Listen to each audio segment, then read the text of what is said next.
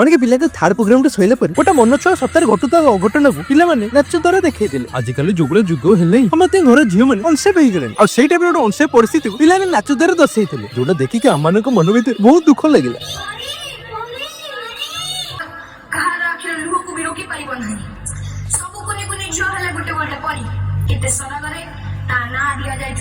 କିନ୍ତୁ କି ବିଡ଼ମ୍ବନା ପରୀକୁ ସ୍ୱର୍ଗଟିଏ ଦବ ବଦଳରେ ପିଶାଚ ମାନେ ତାକୁ ନର୍କ ଯନ୍ତ୍ରଣା ଦେଇ ହତ୍ୟା କରିଛନ୍ତି।